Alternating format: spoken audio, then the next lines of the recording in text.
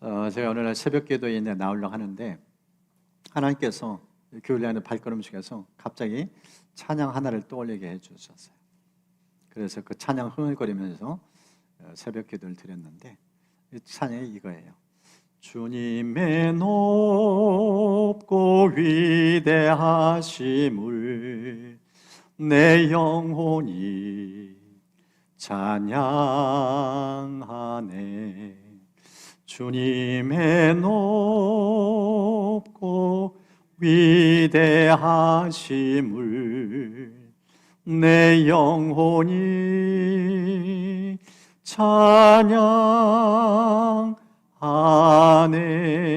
찬양하네.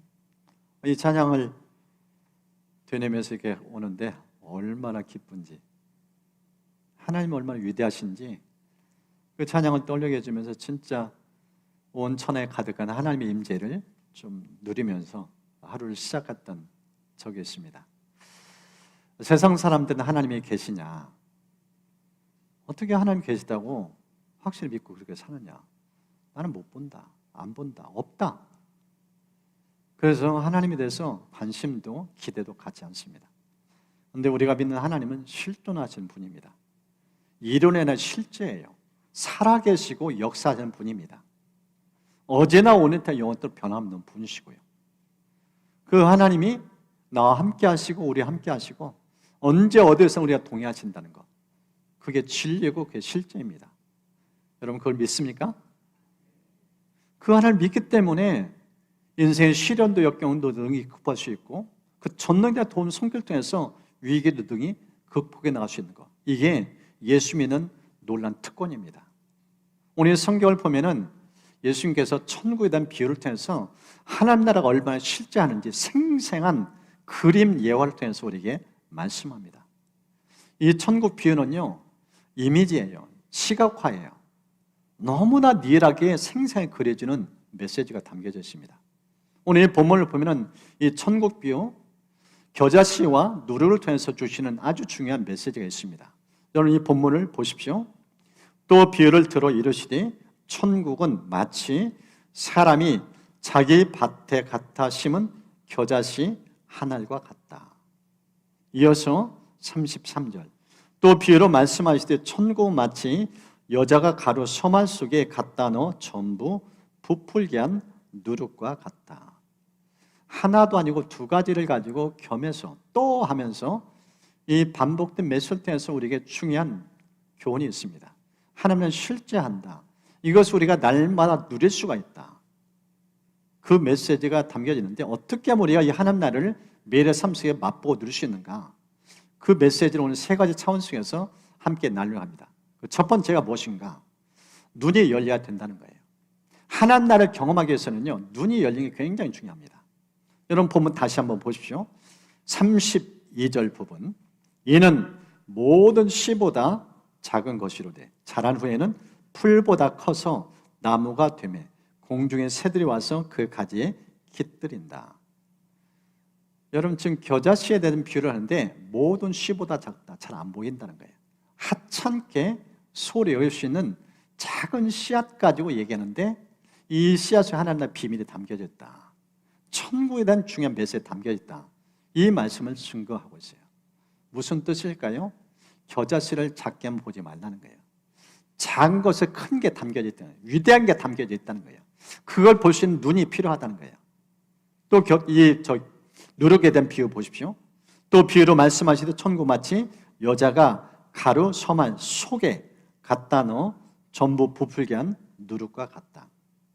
여러분 가루 서말이 엄청난 양이에요. 근데 그 속에 누룩이 들어있어요. 누룩은 안 보여요. 속에 들어있기 때문에. 근데 그 속에 들어간 누룩을 볼 수 있는 눈이 필요하다는 거예요. 그러니까 열린 시각, 열린 눈이 있어야 하나님 나라를 제대로 경험할 수 있다는 거예요. 눈이 얼마나 중요한 건지. 이 눈이 열려져야, 이걸 볼 수 있는 안목이 있어야 비로소 지금 내 삶 속에 현존하는 하나님을 맛보고 누릴 수 있다는 것을 오늘 성경은 말씀합니다.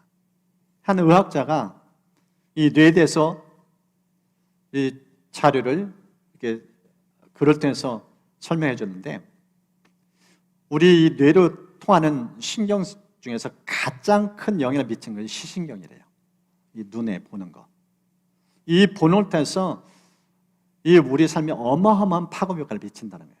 예수님도 실제 말씀하셨죠. 눈은 몸의 등불이다. 보는 걸 통해서 하나님이 역사를 하신다는 거예요. 그래서 이 보는 것을 굉장히 성경은 아주 중요하게 여기고 있어요. 사탄도 이걸 알아요. 하나님께서 따먹지 말라는 선악과, 어떻게 사탄이 넘어지게 만들었어요? 자꾸 그 선악과 나무를 가게 만들었어요. 그리고 자꾸 보게 만들었어요. 그러니까 하와가 선악과를 계속 주목하고 묵상하는 거예요. 보니까 뇌에 각인이 돼요. 묵상하면서 나타난 결과 보암직, 먹음직, 지혜롭게 할 만큼 탐스럽다. 결국은 손이 갔어요. 입으로 갔어요. 먹고 눈이 밝아졌는데 자신의 죄성을 봐요. 그리고 남편에게도 줘요. 사탄도 이 본을 대해서 역사하는 거예요. 오늘 예수님께서 우리 인생에서 풍성한 삶, 날마다 실존하신 하나님을 맛보고 누릴 수 있도록 하기 위해서 주시는 메시지 뭔가? 눈이 열려라. 보는 눈이 열려야 하나님처럼 실존하셔서 내 삶 속의 역사하는 것을 맛보고 누릴 수 있다. 이 메시지를 들려줍니다.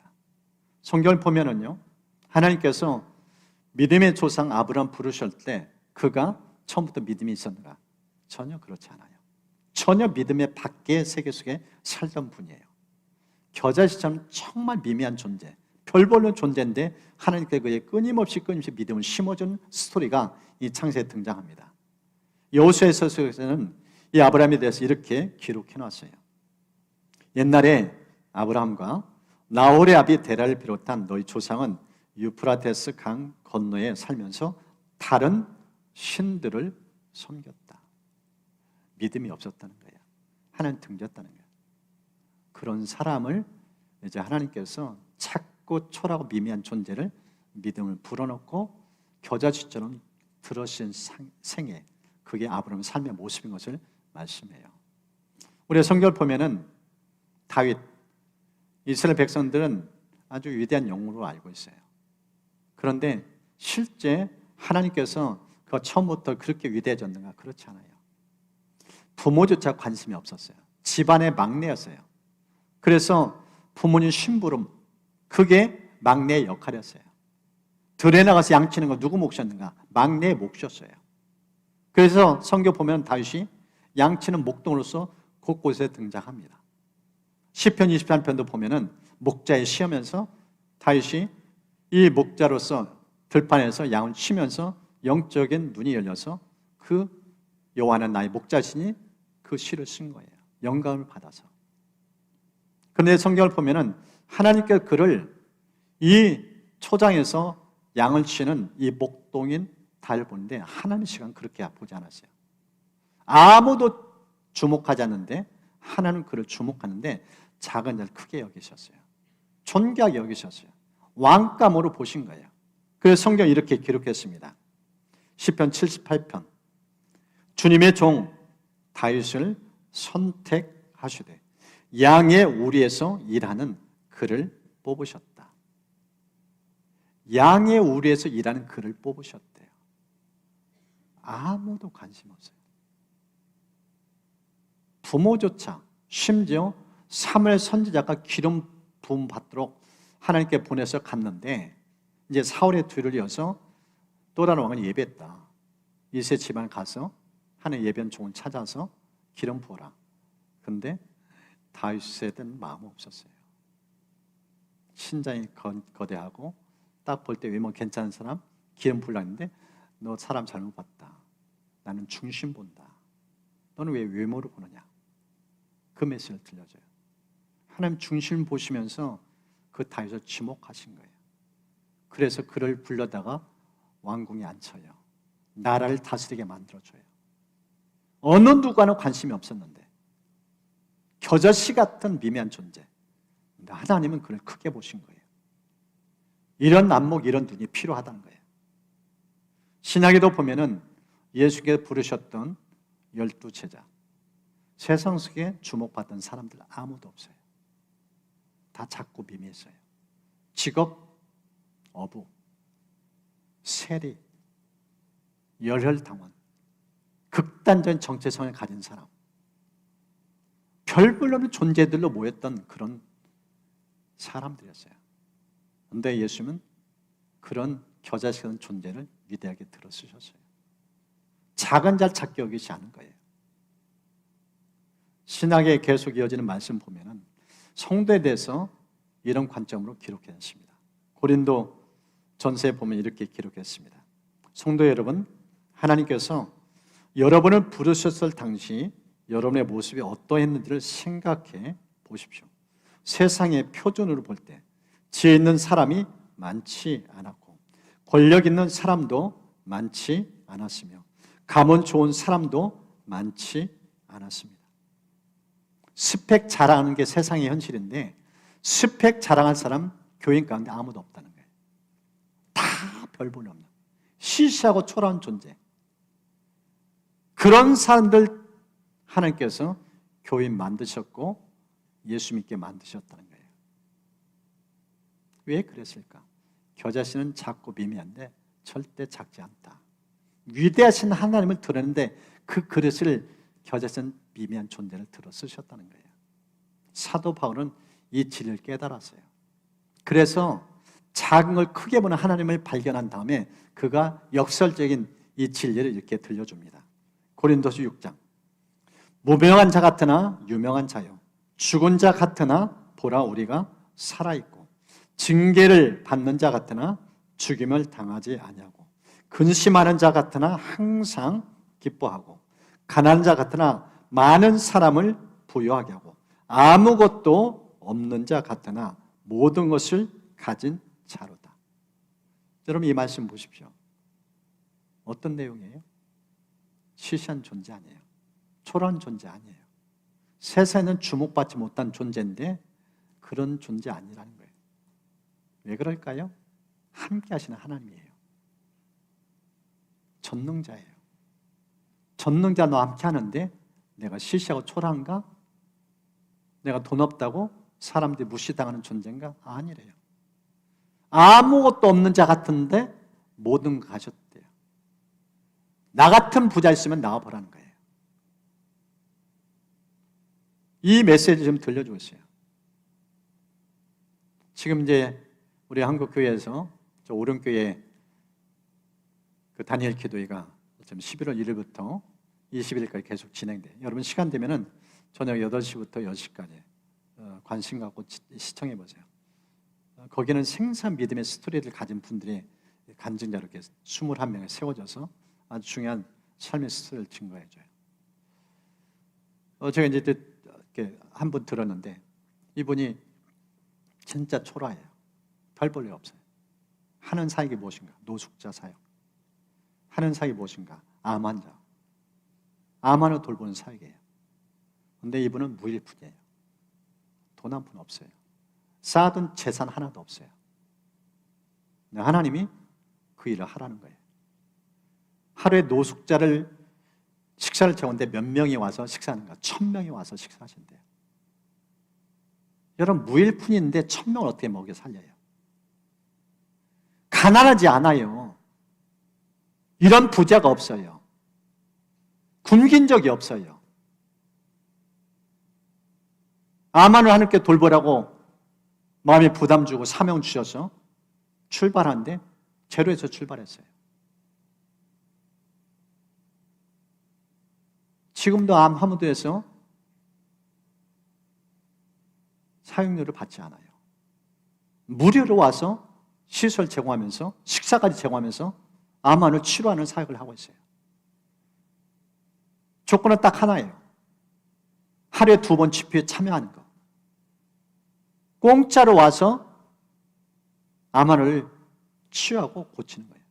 그래서 그곳에 가서 그 힐링센터 가서 40명이 넘는 사람들이 고침받고 완쾌돼서 일상생활 하고 있어요.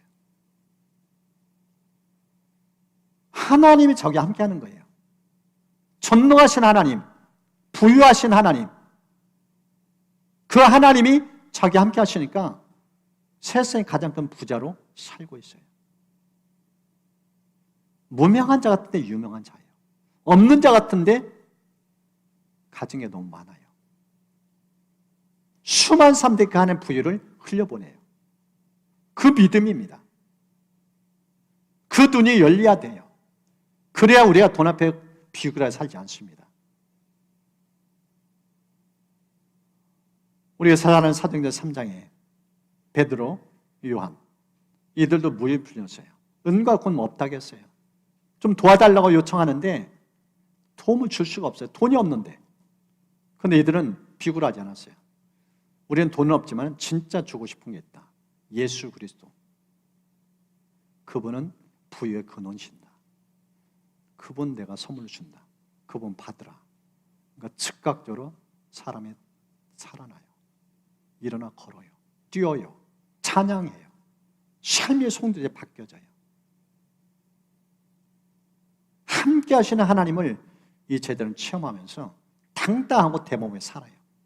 없는 것 앞에 비굴하지 않아요. 있는 것 붙잡고 함께 하신 주님 가지고 기적을 일궈내 인생을 살아요. 이 눈이 열려야 여러분 세상 속에서 무슨 일 만나도 위축당하고 두려워하지 않고 살게 됩니다. 하나님께 그 눈을 열어주시길 축복합니다.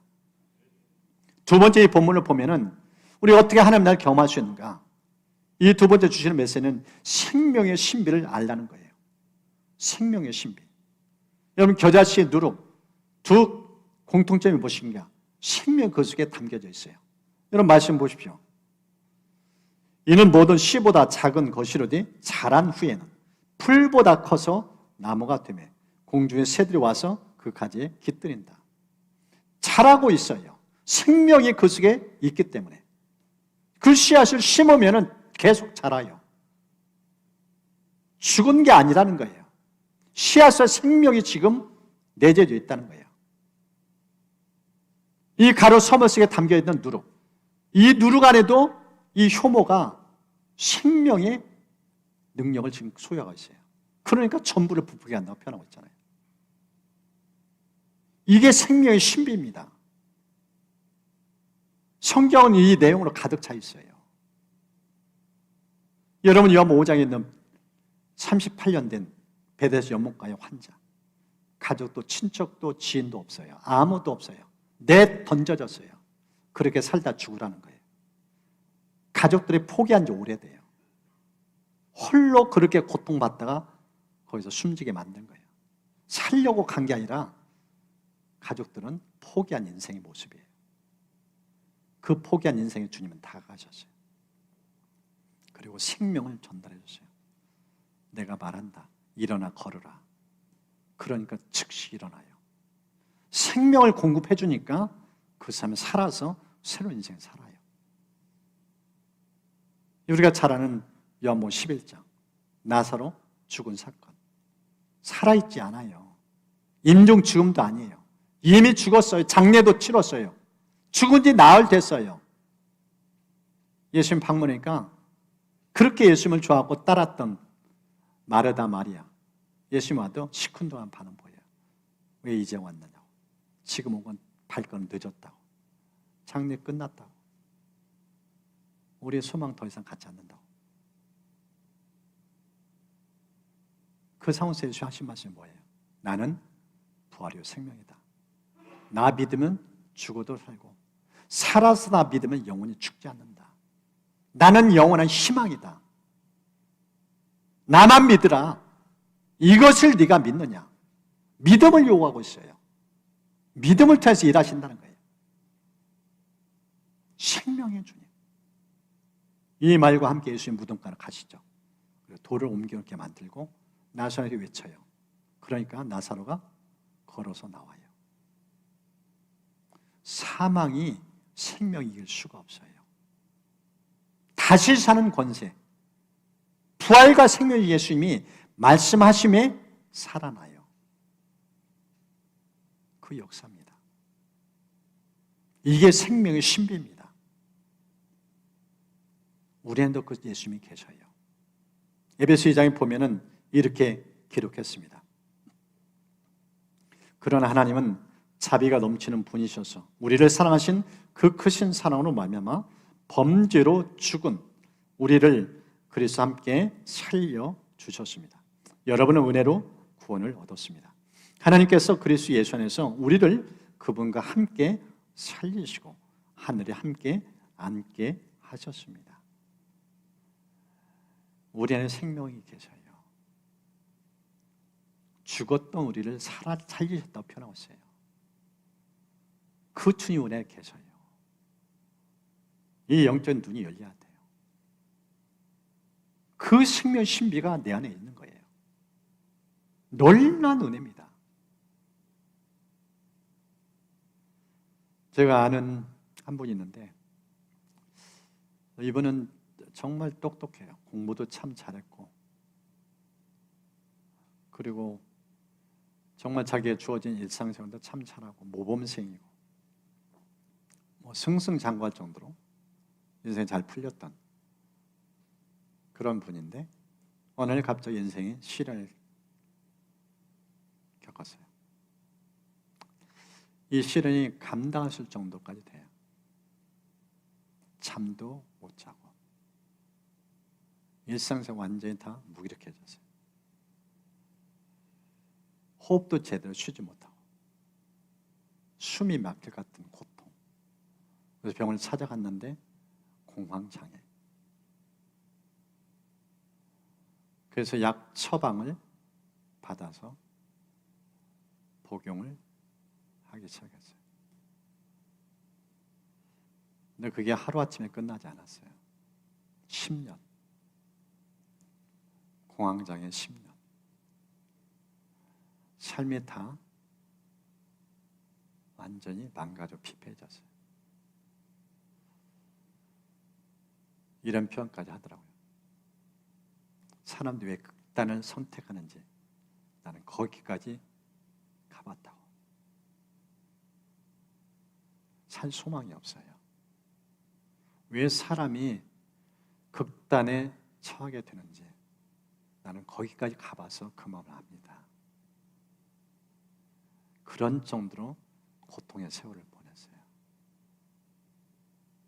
그 절망, 그 자포자기, 그 무기력, 아무것도 할 수 없어요.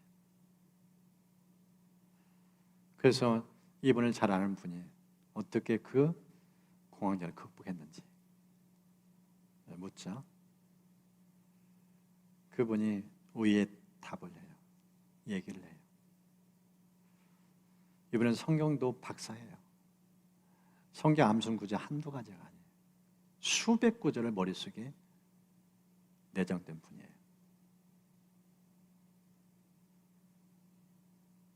그랬던 분, 기도도 누구보다 많이 하고. 근데 이 공황장애를 겪으면서 기도도 안 되고 말씀 읽는 것도 안 되고 성경 펼쳐도 집중이 안 돼요. 한 장 넘기기 어렵고 성경 읽을 수자 없는 그 고통. 그 상황에서 어떻게 이걸 극복했는가? 밖에 나갈 수도 없고 활동도 할 수 없는 무기력. 하루 온종일 누워서 지내볼 수가 없는 그 상황. 그때 오직 한 것은 딱 한 가지예요.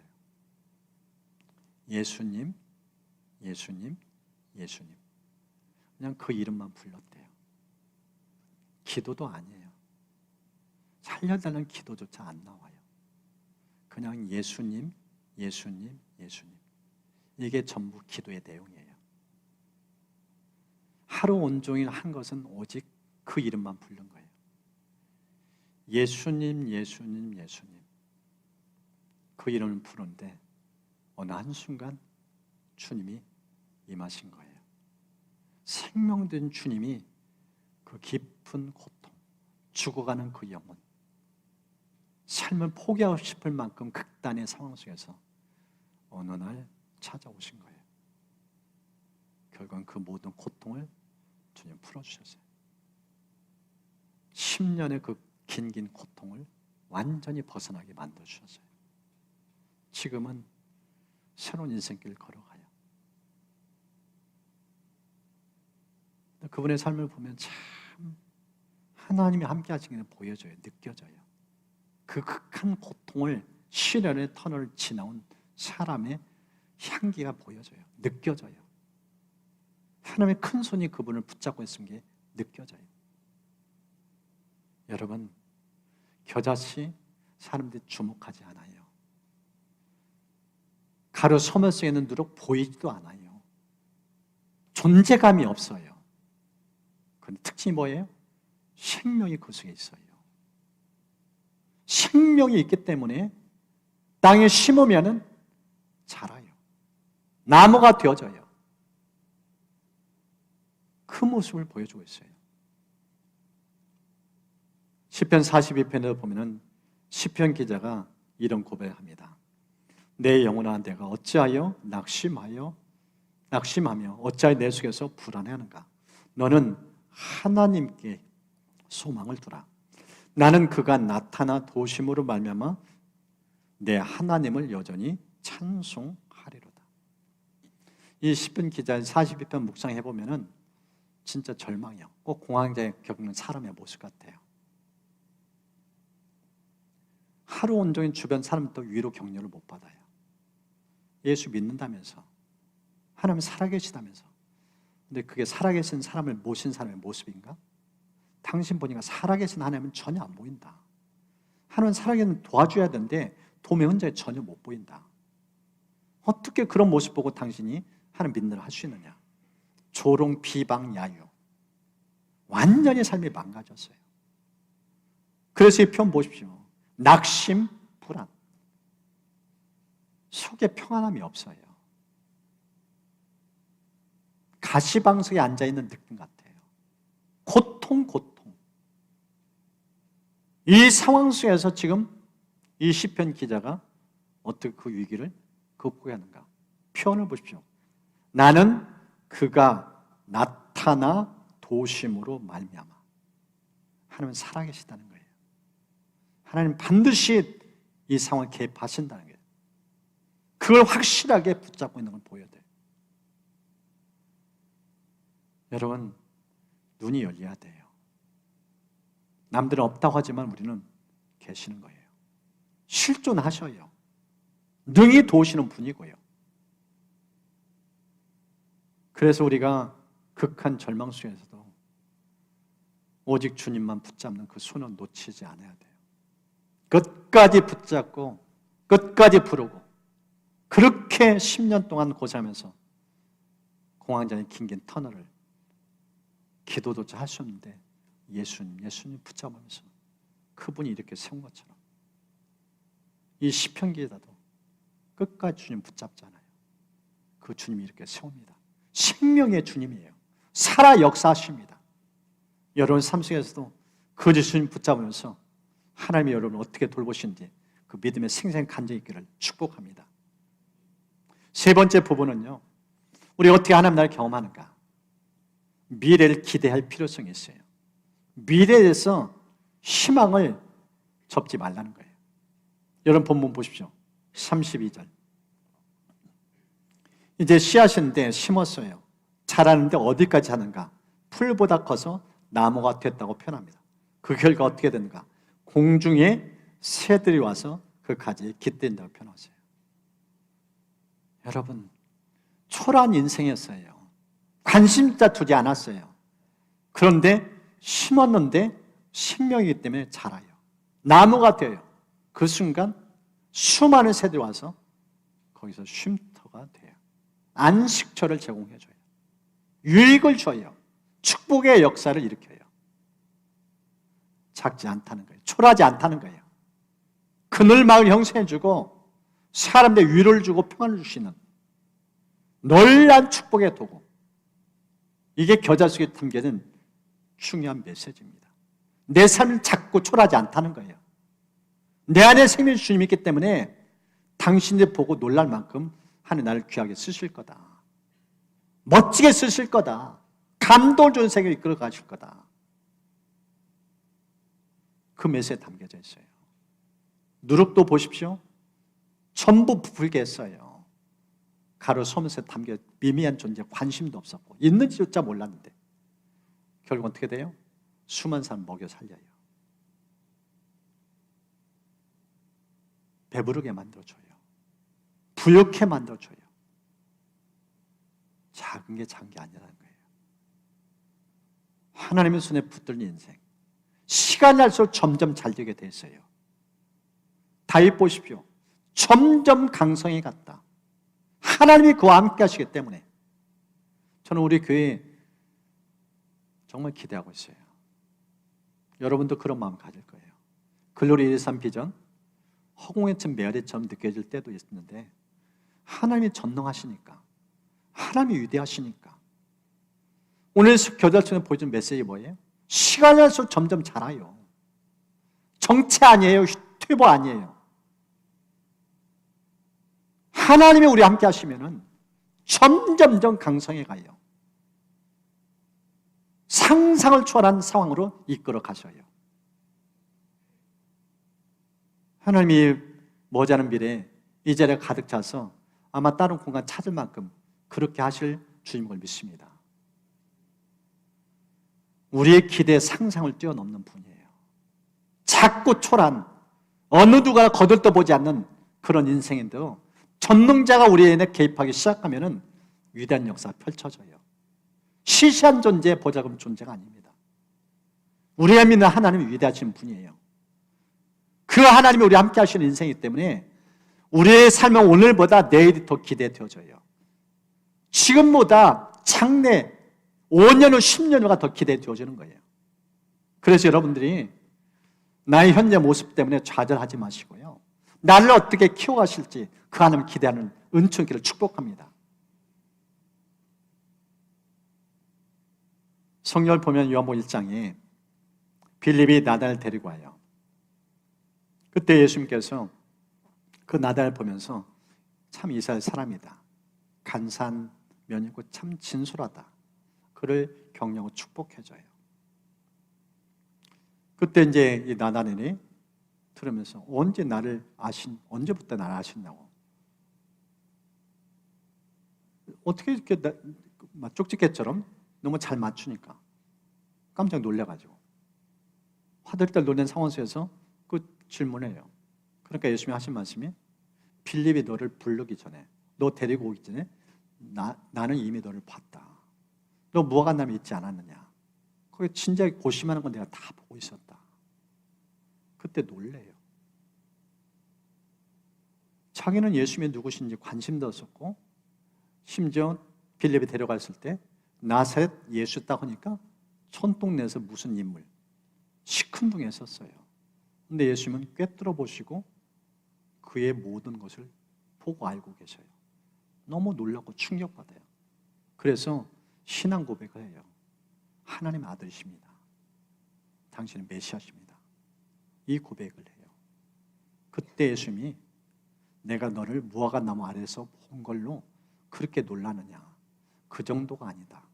이러면서 한마디 말씀을 이렇게 들려줍니다. 또 이러시되 진실로 진실로 너희에게 이르노니 하늘이 열리고 하나님의 사자들이 인자 위에 오르락 내리락 하는 것을 보리라. 하늘이 열리고 천사들이 내 곁에서 끊임없이 수동되는 것을 너 보게 될 것이다. 내가 누구인지 네가 제대로 볼 거다. 생생하게 보여줄 거다. 요한복음 그 예수님이 이 하신 말씀에 대해서 보여준 장면이에요. 그래서 물을 포도를 만든 첫 갈릴가나 이 표적, 기적의 사건부터 죽고 나서 살리는 이 표적까지 계속적으로 이어져 가요. 여러분, 예수님이 우리 속에 다가오셔서 일으킨 사역은요, 안주해서는 안 된다는 거예요. 지금 현재 더도 말고 들도 말고 이대로면 좋겠다, 그 정도 아니에요. 에베소 3장 보십시오.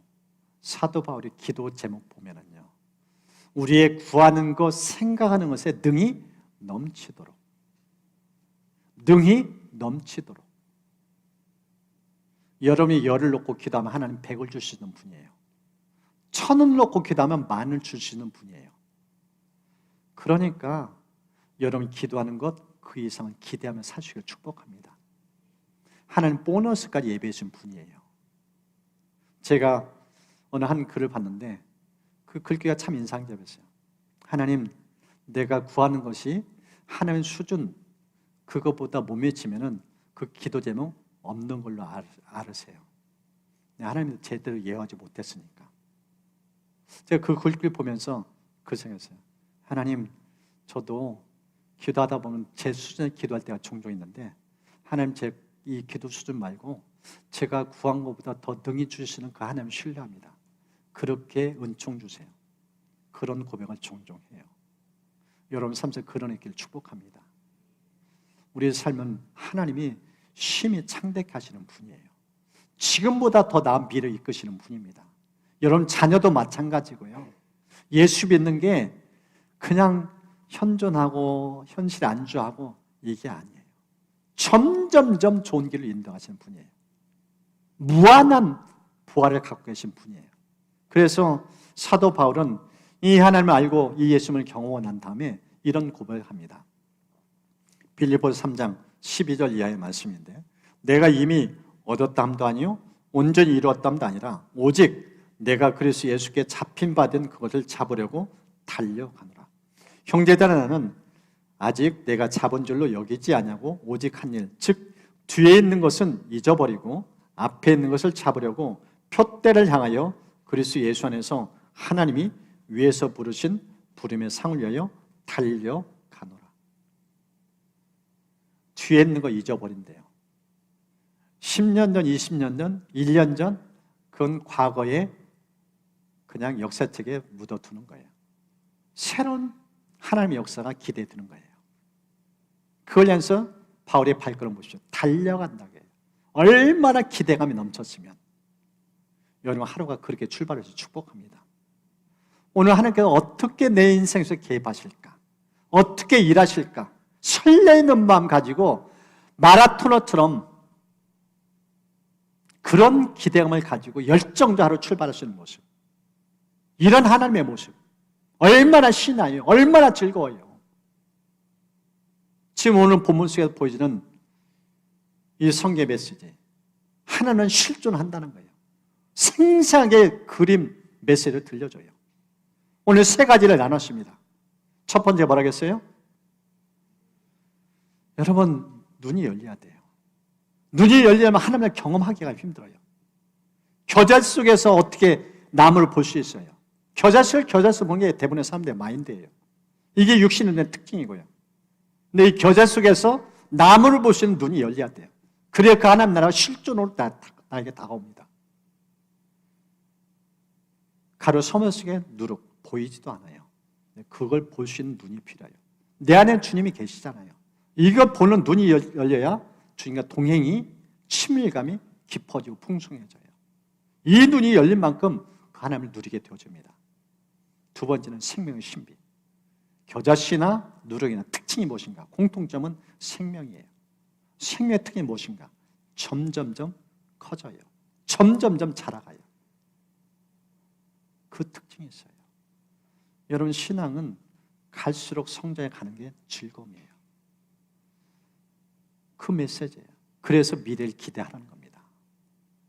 지금까지 믿었던 예수님과 앞으로 또 펼쳐질 예수님의 미래는 비교가 안 돼요. 저도 기대하고 있어요. 기대하고 있어요. 하나님 지금껏 제 인생 이끌은 것보다 앞으로 이끌 인생이 더 기대된다. 그게 믿음이에요. 지금 오늘 본문은 그걸 들려줍니다. 이제 우리 좀 찬양하면서 기도하면서 하나님이 주신 말씀 붙잡고 기도하겠습니다. 정말 그 믿음대로 내 삶 속에 역사해 주옵소서.